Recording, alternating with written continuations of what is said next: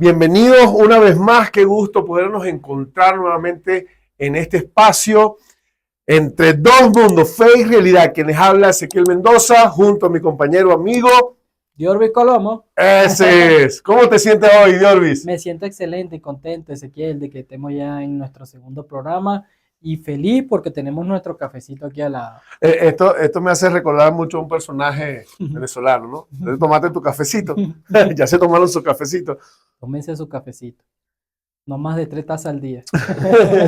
Bueno, es muy propicio el cafecito en estos tiempos. Como ustedes saben, nosotros estamos en la ciudad de Quito, Ecuador, y llevamos aproximadamente ya con esta, va a ser la tercera semana de lluvia, de frío, sin ver sol alguno, solo algunos vestigios del sol por ahí, y el frío es riquísimo. A mí me encanta el frío. Es bueno estar abrigado.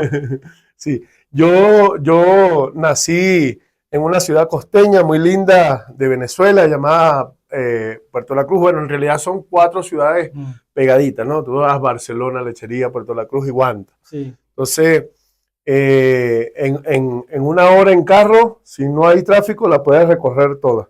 Y normalmente la temperatura ahí, lo normal son 35 grados. Puede bajar 2, subir 2, pero por ahí estamos, ¿no? Más el salitre, producto de la playa. Sí. Es un ambiente muy lindo, Sí. pero bien caluroso. Bueno, allá en el Zulia, mis amigos de Zulia, mi respeto, hermano, mi respeto. Van a decir que ya pasa los 45 grados. Sí, señor. Sí, señor. Bueno, es el trópico, ¿no? Sí. El trópico. Bueno, en realidad yo le doy gracias a Dios porque este ambiente me fascina. De hecho, te comento que la última vez que fui a Venezuela no soportaba el calor, hermano. No soportaba el calor. Sí, ahorita debemos estar como a unos 15 grados. Ayer en la tarde estuvimos como a 9 grados. Sí, Ezequiel, y es rico. A mí me encanta el frío, a mi esposa le encanta el frío prefiero abrigarme que después tener que estar sacándome todo. Sí, yo digo que el frío uno lo maneja con abrigo y todo, pero el calor, wow, es complicado. Bueno, qué bueno estar aquí una vez más. Diorvis, este sería nuestro segundo programa. Qué bendición. ¿Qué estuvimos tratando en el primer programa? Bueno, Ezequiel, en el primer programa estuvimos hablando solo un poco de lo que es el tema de la salvación. Pudimos haber hablado 4 o 5 horas de largo, pero en honor al tiempo decidimos dejarlo hasta allí el programa.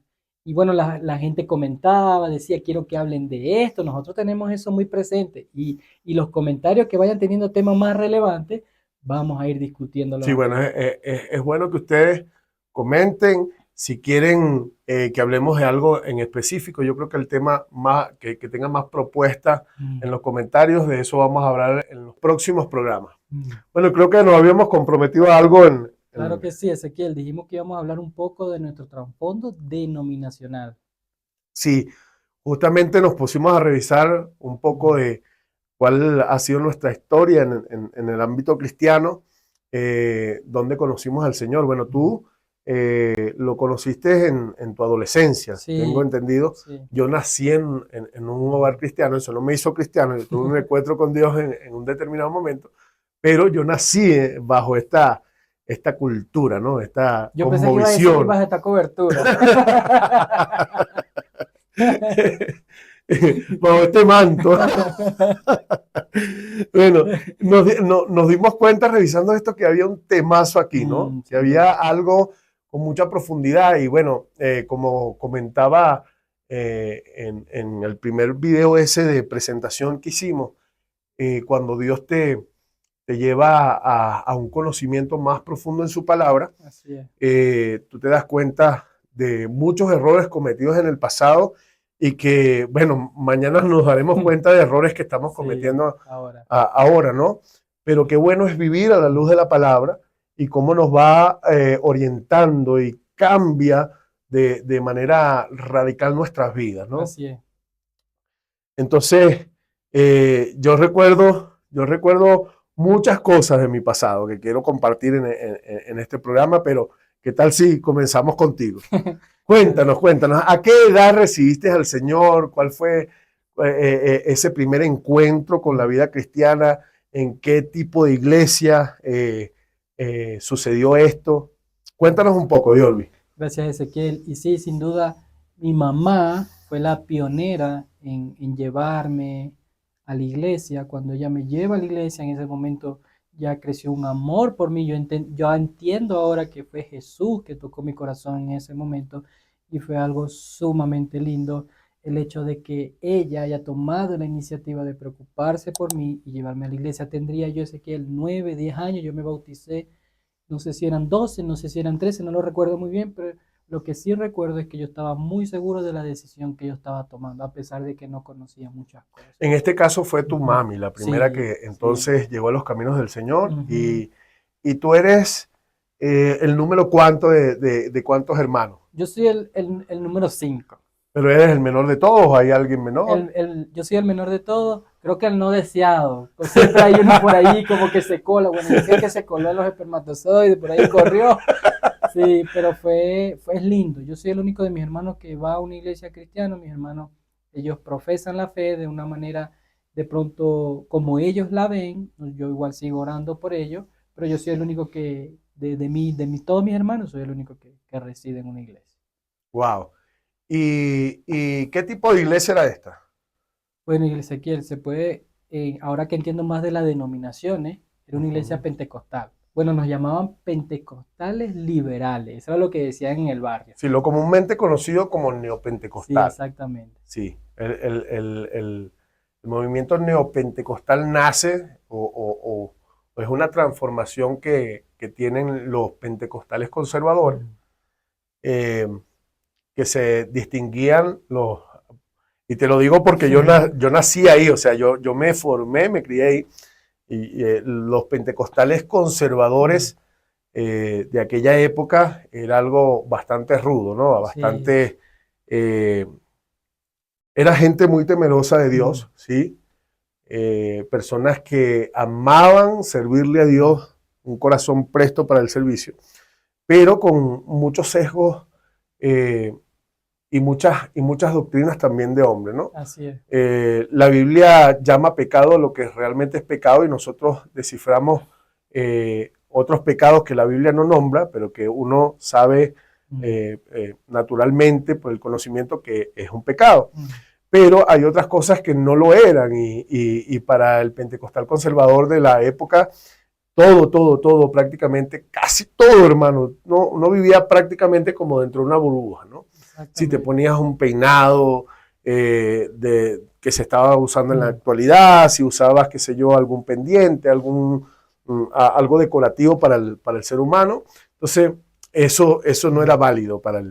para el pentecostal conservador. Y pues el neopentecostalismo Mm. es como esa faceta, pues de pasar de no usar pantalones a usar pantalones, Sí. hasta un cambio de música, ¿no? Porque se utilizó, me acuerdo en mi época, era la guaracha, que nosotros le llamábamos comúnmente coritos, ¿no?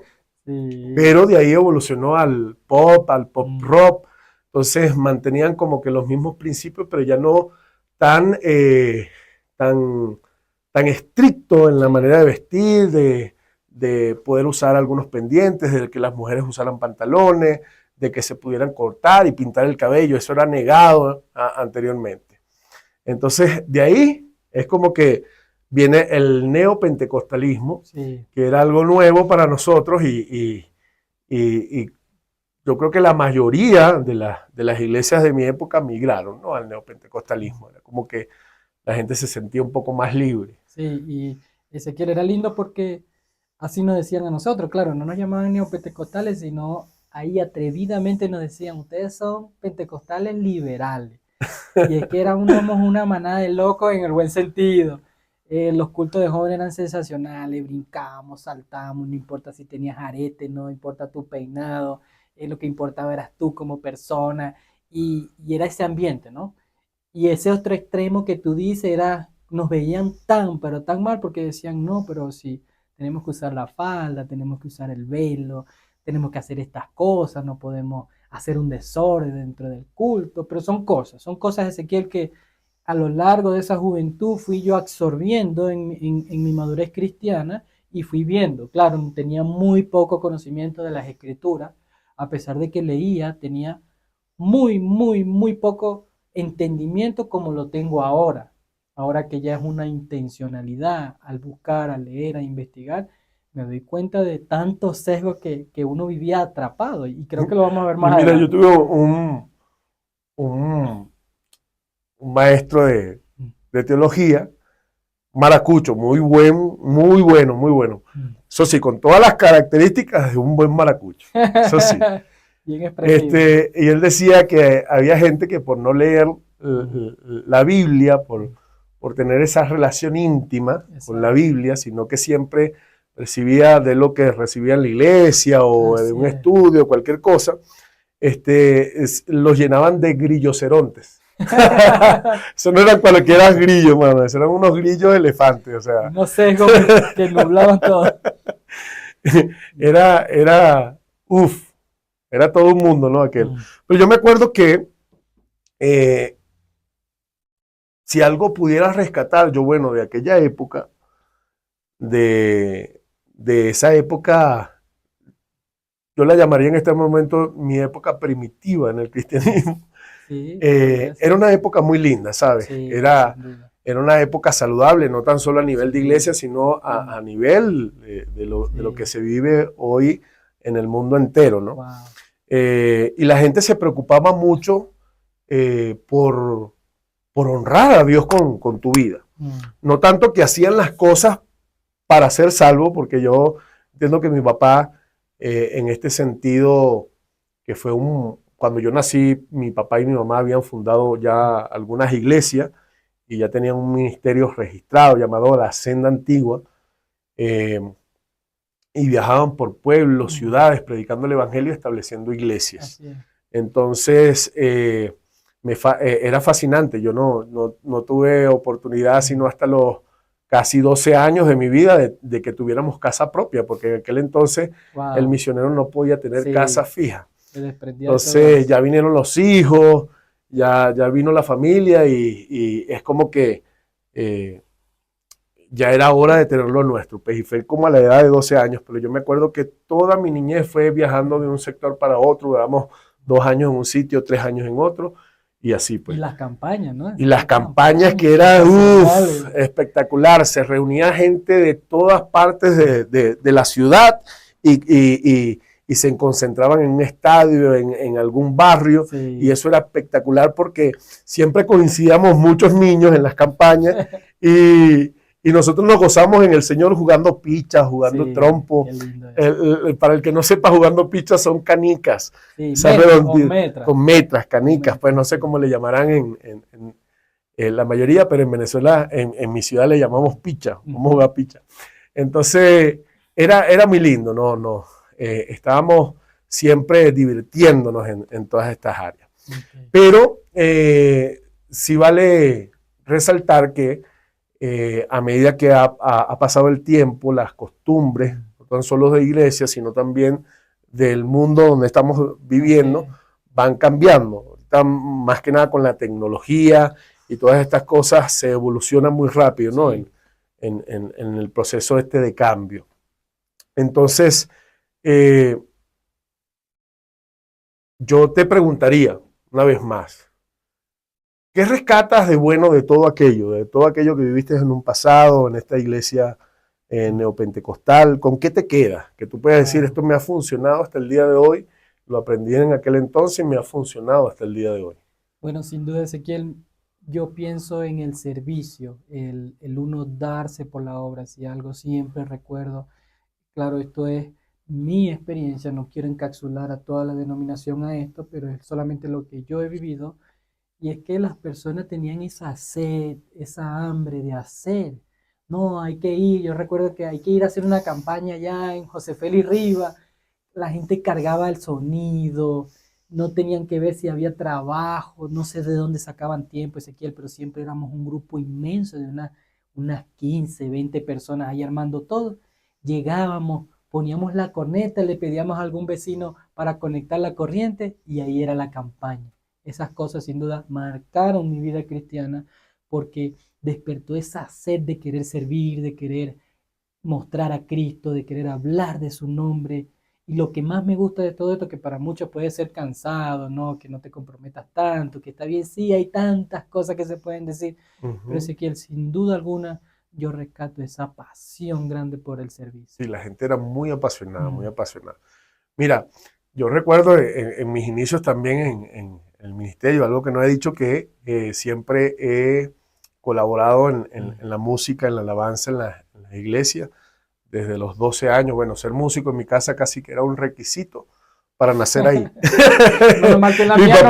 Mi papá y mi mamá eran músicos en ese mismo ámbito musical, se conocieron y posteriormente los dos conocieron a Cristo después. Ahí hay un testimonio inmenso, bellísimo, de mi papi y mi mami. Y bueno,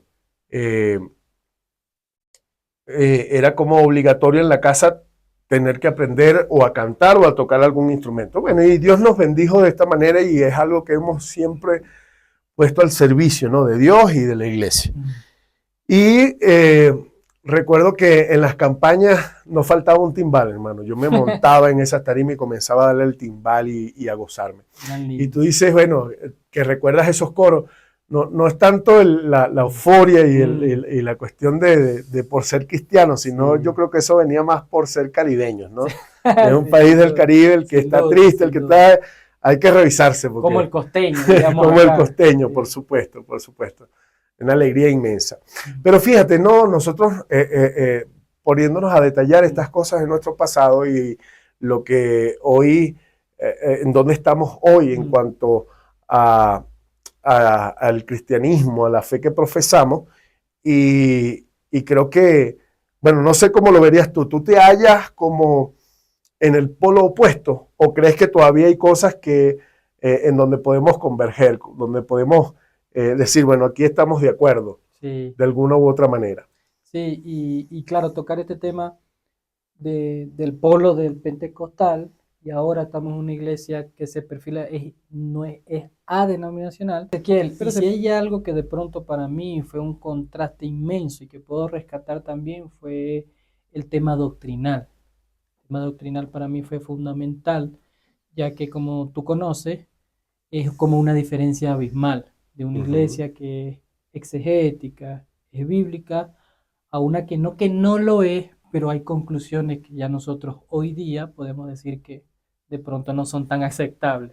Sí, bueno, no son tan aceptables, no son aceptables, porque no van de la mano con lo que dice la Biblia. Y nosotros, la única autoridad válida que nosotros tenemos para regirnos como cristianos y para tener vida cristiana es la palabra de Dios, absolutamente. Palabra, exactamente. Y bueno, tú tuviste esta transición, ¿no? De una iglesia neopentecostal a una iglesia interdenominacional o adenominacional y muy bíblica, ¿no? Donde no tan solo recibes o te enseñan, sino que también tienes la oportunidad de tener un estudio teológico profundo y puedas aplicar entonces una técnica que en la teología llamamos hacerle exégesis al tema, ¿no? De por qué se dijo, dónde se dijo, cuál era el trasfondo histórico, cultural y toda la cosa, y uno puede llegar a una conclusión entonces.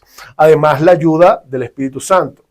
Mira, fíjate, yo rápidamente quiero decir también que yo tuve un poco más de tiempo y de transiciones en mi vida, ¿no? Sí. Yo pasé de la iglesia pentecostal conservadora a la neopentecostal, viví esa transición, pero también viví una transición que sí era muy desagradable, porque yo me acuerdo que la iglesia pentecostal conservadora y la iglesia del momento, que era muy bíblica, esta denominación llamada bautistas, los bautistas que son muy bíblicos, muy estudiosos de la Biblia, podían converger, ¿no? Podían invitarse el uno a otro. Yo me acuerdo que a mi papá lo invitaban mucho de la iglesia Maranata, que era una iglesia bautista, y le pedían especiales, porque la iglesia bautista para la época usaba el himnario. Entonces, mi papá me acuerdo que hablaba con las hermanas, acuérdense que no vamos a estar moviéndonos mucho, un corito, cantado con simpleza,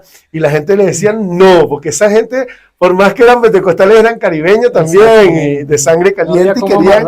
se llevan la sangre. Pero después de esta transición al neopentecostalismo y otra transición viví que fue lo que me alejó bastante, es esta transformación no de una vestimenta o de música, sino que era doctrinal. Sí. Entonces comenzó a haber una epidemia a través de todos estos encuentros, de la visión del G12. Todo esto llegó como un boom a nuestra ciudad y a nuestras iglesias, y lamentablemente nuestros pastores cayeron en un montón de doctrinas humanas, de hombres, que es lo que comenzó a palpitar fuerte en nuestras vidas en contra de todo aquello, ¿no? Yo creo que cuando tú eres un hijo de Dios, realmente el Espíritu Santo te dirige. En esta ocasión yo creo que el Espíritu Santo de alguna manera comenzó a arder en nuestros corazones, llamándonos la atención a redireccionarnos a su palabra. Hoy, bueno, imagínense, la gente toma versículos, los descontextualiza para favorecerse a ellos mismos y a su bolsillo y a su vientre, ¿no? Y tenemos esta epidemia de apóstoles, de profetas, yo no sé qué más van a sacar hoy en día, pero es triste y lamentable, ¿no? Cuando tú te llegas a una iglesia, entonces, que comienzas a estudiar, comienzas a estudiar muchos libros a la luz de la palabra, que es el yunque donde se revientan todos los martillos, entonces te comienzas a dar cuenta de tantas cosas. Bueno, y una de las cosas que nos diferencian mucho es eso, la doctrina. Sí. Vuelvo y repito, la autoridad de la palabra. Exactamente, y como lo decíamos en el programa anterior, vimos que el tema de la salvación, si se perdía o no se perdía. En estos ambos polos, esa es la brecha abismal. Bueno, pero no necesariamente, porque yo conozco iglesias neopentecostales que se mantienen en el estudio de la palabra. Ellos reconocen que, bueno, la salvación proviene de Dios, depende de Él, única y exclusivamente de Él, que no hay ningún tipo de aporte humano a la salvación, sino solo que cuando la fe te es dada, entonces tú accionas en cuanto a esa fe que se te dio. Sí. Si pudiéramos dar una aplicación de todo esto, Ezequiel, yo diría que un encuentro con su palabra es un encuentro con Dios mismo. Por supuesto. Desde que la persona tiene esa intencionalidad, por gracia, por obra del Espíritu Santo, ya va comprendiendo cosas que tal vez antes no lo hacía. Y se crean como que etiquetas sociales, ¿no? No, sí. Que ahora tú eres de esto, y tratan a uno de meterlo en denominaciones. Él grita, él dice aleluya, él es pentecostal. Y hay como que esa clasificación. Bueno, y es que, ¿qué tiene de malo el aleluya? ¿Qué tiene de malo que uno afirme ese amén dentro de la iglesia? O sea, no es algo así, pero sí se ven muchas de esas etiquetas, ¿no? Que yo no estoy contigo de pronto, algunas personas, porque tú eres de esta denominación y tú no crees en esto. Hay absolutos bíblicos, Ezequiel, que no son negociables y nosotros afirmamos. Sí, sobre todo hay tantas doctrinas humanas, ¿no? Y Pablo, una de las cosas que hace énfasis y se lo recalca a uno de sus discípulos, yo diría de su hijo Timoteo, ¿no? Le dice que tenga cuidado, que mantenga la doctrina tal y cual él se la ha enseñado y que se cuide de traer la cultura del país, la ciudad, el pueblo a la iglesia, a la doctrina. Aún le dice, mira, cuídate de no traer la cultura, de no traer doctrinas humanas, y algo que puede sonar muy chistoso, pero dice, aún cuentos de vieja, cuídate de ligarlo, ¿no? Fábulas, esos cuentos de antes, cuidado de meter esto y de tergiversar la buena doctrina. Sí. Tú ocúpate en ella, en lo que hemos enseñado, y prepárate cada día más en eso. Ten cuidado porque hoy día esa es una palabra de alerta a toda la población cristiana, ¿no? Así es. Hay que tener cuidado. Mira, a nosotros se nos ha dado algo inmenso. La Biblia dice que el Dios en que nosotros hemos creído, que profesamos, es un Dios inmenso, grande, poderoso, omnisciente, omnipresente, omnipotente. O sea, es Dios. Amén. Dice que las galaxias no lo pueden contener. Sí. Entonces, ese Dios, ese ser maravilloso que hoy podemos a través de Cristo llamar Padre, nos entregó su palabra. Así es. O sea, yo no puedo anhelar a escuchar a fulano, a Perencejo, a Sultanejo. Yo debo ir a la palabra, me ha sido dada. Ha habido, el Espíritu Santo ha usado a mujeres, hombres, familias enteras que han dado su vida por traer la palabra de Dios a nuestro idioma y a un idioma actual. Entonces tenemos tantas versiones que nos pueden ayudar y no estar dependiendo tanto de la gente, ¿no? Sino tener nuestro encuentro, como dijiste tú, hace algún momento, tener un encuentro personal con la palabra es tener un encuentro personal con Dios. Así es, Ezequiel. Muchas gracias, hermano. Esto merece un traguito de café. Sin duda, cada uno de nosotros tenemos, para ir avanzando, Ezequiel, cada uno de nosotros tenemos como que esos personajes que nos gusta escuchar, que nos gusta aprender de él, y eso es totalmente válido. Lo que no es válido es violar los absolutos de la Biblia. Pueden haber denominaciones, pueden haber distintas interpretaciones. Lo que no es negociable es que alguien pueda decir, uno, tú pierdes la salvación. Dos, la Biblia no es la autoridad, porque la Biblia es la autoridad principal acerca de todo lo que nosotros nos reímos. Y tres, no creen en la Trinidad. Lo que sí es seguro es que el Espíritu Santo que está en ti y está en mí es una garantía para nosotros ir a las Escrituras, ir aprendiendo, ir conociendo, orando, con diligencia, no tomando cualquier texto, como decía Ezequiel, una buena exégesis, lo que el pasaje quiso decir y a ir a avanzar en pos de esto. Y lo importante de tener ese tiempo con el Señor y con las Escrituras. A veces pensamos que orar es solo hablar y pedirle cosas a Dios. No. Cuando uno habla con otra persona, uno le habla y uno también recibe una respuesta de esa persona.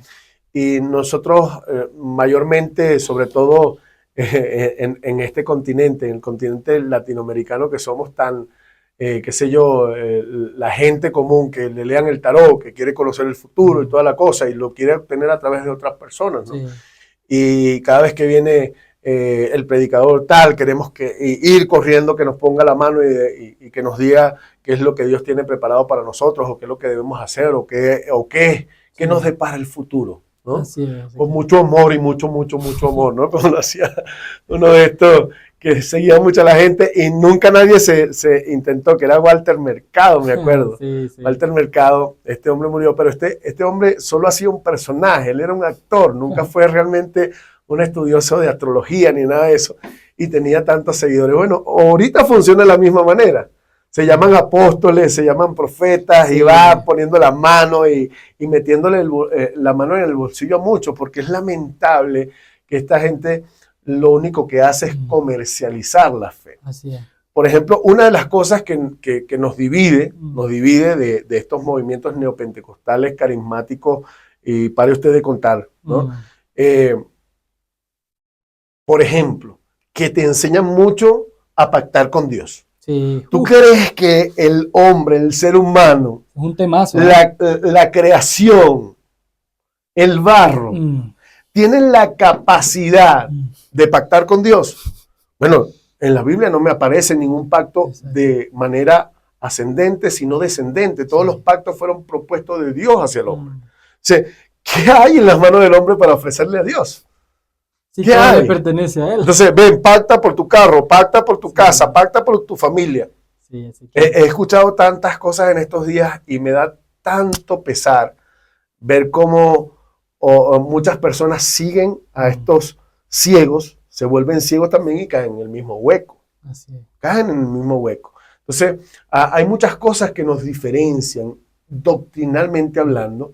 Y mira, yo creo que en estas iglesias hay mucha gente que realmente quiere acercarse a Dios, quiere tener un encuentro personal con Dios, quiere tener una vida a la luz de la palabra de Dios, pero mientras ellos no tomen la decisión de salir de ese engaño y de atender al llamado propio del Espíritu Santo, que yo sé que opera en cada uno de ellos, y de alguna manera les dice, mira, esto no está bien, esto no está bien. Entonces, atiende el llamado del Espíritu Santo de Dios. A usted que me está escuchando, atiende el llamado del Espíritu Santo de Dios, porque de Él, dice el mismo Cristo, es necesario. Imagínate, era necesario que nuestro Señor ascendiera al cielo para que viniera el otro Consolador, el Espíritu de verdad, que nos iba a recordar todo lo que nos dijo el Señor y nos iba a instruir, iba a guiar nuestros pasos. Él es el gran maestro, el maestro por excelencia. Amén. ¿Me explico? Gloria Y ese maestro no lo tiene, digamos, en nuestro campo nada más no lo tiene John MacArthur, R.C. Sproul o en otros términos por allá ante Hebel, qué sé yo, por allá, ¿quién más podríamos nombrar? Tu tío, Guillermo. El tuyo. El tuyo. Guillermo Maldonado. Ahí me vuelvo católico y Dios me guarde. Sí, Ezequiel, y qué lindo que dices eso. Para ya ir culminando, de pronto, Ezequiel, ¿qué aplicación podemos dejar a la gente el día de hoy? Por mi parte, solamente agregar que su palabra es suficiente. A pesar de lo que puedan decir en distintas denominaciones, su palabra es la única verdad. Yo muchas veces, Ezequiel, entendí que lo que decía una persona, eso era verídico. Y durante algunos años me regía en eso, de que porque lo dice, eso es verídico, porque se prepara. Y no necesariamente es así. Sí. Solo el encuentro con el Señor, con su palabra, es suficiente para nosotros avanzar y entender la riqueza que hay para nosotros. Ezequiel, yo creo que parte de esto se arraiga en ese deseo humano de querer alcanzar cosas con su propio esfuerzo, de querer decir, yo me voy a ganar esto. Y no es así, es disfrutar de la gracia del Señor que tiene para cada uno de nosotros. Y no tan solo eso, Jordi, tener un encuentro con la palabra y regresar a la palabra de Dios. Eso fue lo que hizo nuestro hermano Martín Lutero. Él regresó a la palabra de Dios. Y por regresar a la palabra de Dios y contrastar lo que se venía haciendo, las doctrinas humanas, le costó la clandestinidad y le costó la vida, no tan solo, bueno, a muchos que también tenían el mismo sentir del Espíritu Santo. Así es. Podemos ver a un Juan Hus quemado, a un Carlos Savonarola quemado, a muchos precursores de la Reforma cristiana por volver a la palabra. Así es. Entonces, Así es. este es el enemigo número uno de el cristianismo. Es ese espíritu que dice la Biblia que hoy en día está activo, solo que hay quien lo detiene. O sea, hay la oportunidad de rechazar este espíritu y aceptar más bien el espíritu de Dios, que es el espíritu del anticristo. Todo aquel que niegue que Jesucristo es el Señor, que en Él reposa, descansa y está nuestra vida guardada en Él. Entonces, este es el espíritu del anticristo. Así es. Pero todo aquel que confiesa que Jesucristo vino, murió por mí, pagó el precio completo. Él no lo dio por parte, Él lo dio una vez y para siempre, dice el libro de Hebreos. Entonces, descansar en Él, descansar en eso y, por favor, volver a la palabra. Así es. Volver a la palabra. Si te quieres, Ezequiel, pero antes de terminar, ¿qué pasa si hay alguna persona que tiene dudas de a dónde ir, qué escuchar, qué no escuchar? ¿Qué le diríamos a esa persona? Bueno, yo creo que la Biblia nos enseña, volviendo a la palabra, lo que nos puede dividir algunas denominaciones. Para el que no sepa, una denominación es una organización cristiana que se define por un nombre, tienen su estructura y una doctrina, una confesión de fe, una doctrina. Y nosotros dividimos doctrinas en doctrinas primarias y secundarias. Y normalmente nos unen siempre las doctrinas primarias, que son los no refutables, los absolutos bíblicos, que son la salvación, la Trinidad, la Escritura como fuente de autoridad. Bueno, en este sentido, si tú quieres, hay muchas fuentes hoy a través de estas pequeñas computadoras que nosotros tenemos a la mano y poder hallar ahí personas que están comprometidas con la verdad de la palabra. Y también hay iglesias y denominaciones que se rigen por los principios bíblicos. Y si están en Quito, ¿a dónde van? Bueno, si estás en Quito Norte, te invitamos a venir a nuestra iglesia Los Cedros, una iglesia bíblica hacemos muchos estudios bíblicos y Mucho pronto va a estudio. comenzar también. No sé si me pagarán por la publicidad. No, pero como he sido un beneficiario de Global Action, muy pronto comenzarán los estudios Qué en un lindo. diplomado de 9 meses, un comprimido de 9 meses, Exacto. Y gratis. y es espectacular, totalmente gratis. Wow. La iglesia de Los Cedros está ubicada en la John F. Kennedy, a cuadra y media del condado Shopping, frente a la notaría 75. Ahí te esperamos todos los domingos a las 10 de la mañana, miércoles Así a es. las 7 de la noche, y ahí estaremos contigo estudiando Así es. la palabra de Dios. Amén. Así es. Gracias por acompañarnos en el programa del día de hoy. El próximo programa estará mejor. No olvides suscribirte Darle a la campanita. y darle like. Esto es Ezequiel.